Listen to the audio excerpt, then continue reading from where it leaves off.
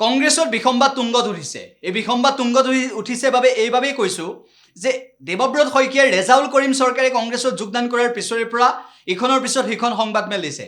এইবাৰ আন এখোব চৰি গৈ দেৱব্ৰত শইকীয়াই এইবাৰ ভয়ংকৰ এটা মন্তব্য কৰিছে।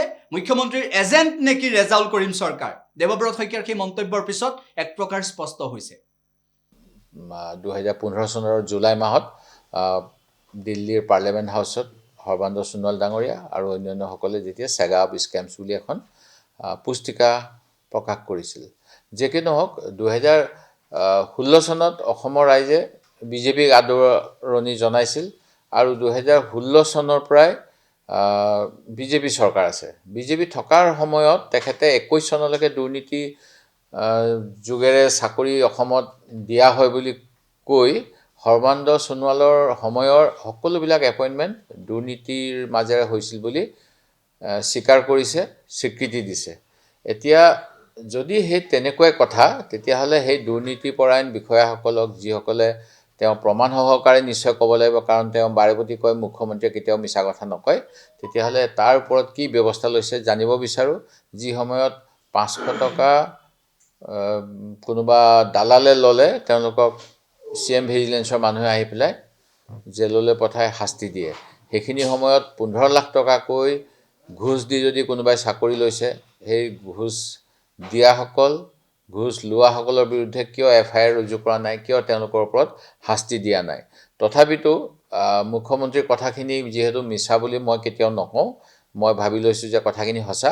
আৰু সেই গতিকে মই ক'বলৈ গ'লে 2019 চনত পঞ্চায়ত আৰু গ্ৰামোন্নয়ন বিভাগত যি সময়ত নৱ কুমাৰ দলে মন্ত্ৰী আছিল, এতিয়া বিধায়ক আৰু বৰ্তমানৰ মুখ্যমন্ত্ৰী সেই সময়ৰ মন্ত্ৰী মুখ্যমন্ত্ৰী সৰ্বানন্দ সোণোৱাল, সেইখিনি সময়ত পঞ্চায়ত বিভাগত বহুত নিযুক্তি কেলেংকাৰী হৈছিল বুলি বিধানসভাৰ মজিয়াতো এই কথা আহিছিল। চৰকাৰে তদন্ত ঘোষণা কৰিছিল, কিন্তু তাৰপিছত কি হ'ল আমি গম নাপাওঁ। সেই গতিকে দুৰ্নীতিৰ লগত মুখ্যমন্ত্ৰীৰ সনাপিটিকা স্পষ্ট হৈ আছে। ঠিক তেনেকৈ অন্য এটা কেলেংকাৰী ছেপ্টেম্বৰ মাহত আহিছিল, অসম পুলিচৰ যিটো ছাব ইন্সপেক্টৰ নিযুক্তি কেলেংকাৰী। এইটো বিষয়ত দুজনমানক জেলত দিয়া হ'ল। বঙাইগাঁৱত সেই সময়ৰ বিজেপি দলৰ শাসনস্থ দলৰ ঘনিষ্ঠ মন্ত্ৰী বিধায়কৰ খুব ঘনিষ্ঠসকলৰ ইয়াত জড়িত বুলি কথাটো ওলাইছিল আৰু 597টা SI ৰিক্ৰুইটমেণ্ট কেঞ্চেল কৰা হৈছিল। কিন্তু ইয়াৰ নায়ক কোন, কেনেকৈ কৰিবলৈ পালে, নিযুক্তি কেনেকৈ হৈছিল, এই কথাবিলাক কিন্তু এতিয়াও সম্পূৰ্ণ পোহৰলৈ অহা নাই। পৰীক্ষাটো কণ্ডাক্ট কৰিবলৈ দিছিলে প্ৰকৃততে কেৰালা ইলেক্ট্ৰনিক ডেভেলপমেণ্ট কৰ্পৰেশ্যনক, কেলট্ৰন। যেনেকৈ এমট্ৰনে অসমত বিভিন্ন পৰীক্ষা অনুষ্ঠিত কৰে, কেলট্ৰনৰ লগত সোধপোছ কৰা হ'ল নে নাই। যেনেকৈ জুবিন গাৰ্গৰ লগত জাহাজত যোৱা 13জনক সোধপোছ নকৰিলে, ঠিক তেনেকৈ অসম আৰক্ষীৰ SIT বা সেই সময়ত যি CIDয়ে কেলেংকাৰী তদন্ত কৰিছিলে, তেওঁলোকে কেলট্ৰনৰ লগত কিমান তদন্ত কৰিলে, কথাখিনি কাৰ যুগেৰে এইখিনি হৈছিল, মধ্যস্থতাকাৰী কোন আছিল, এইবিলাক কিয় অসম্পূৰ্ণ কৰি থৈছে, মুখ্যমন্ত্ৰীৰ তাৰ পৰা কি লাভ হৈছে, এই কথাখিনি আমি জানিব বিচাৰোঁ। ঠিক তেনেকৈ আকৌ এটা অতি দুখ লগা ঘটনা হৈছিল।